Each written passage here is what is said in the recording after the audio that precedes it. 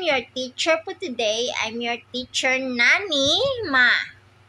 Nanima ho og Lana. Ano akong name Tandaan nyo yan, guys. That is my name. Teacher Nanima Huog Lana. So, atong lesson for today, guys, is about love. My favorite topic. So, naaday tayo duha ka klase nga gugma.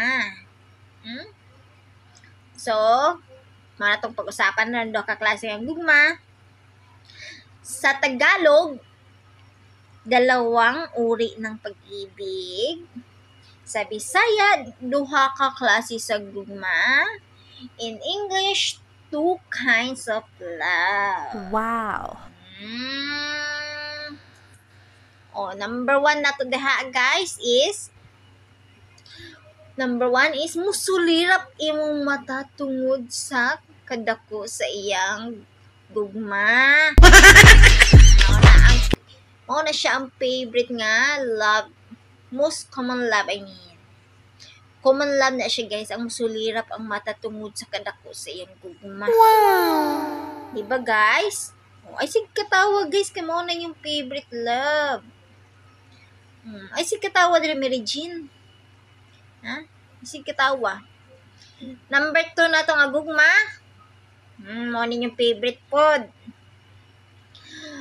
Musiga imong mata tungod sa kadako sa iyang pitaka. Mao na imong favorite ba?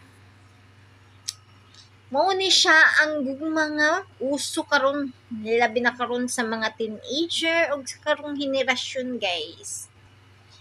Musiga ang mata tungod sa kadako sa bulsa. Bulsa or pitaka. Kamo, guys, unsa inyong favorite nga gugma? Asa inyong hadiha nga gugma? Sa musulirap o musiga? Oh, no! Comment down below, ha?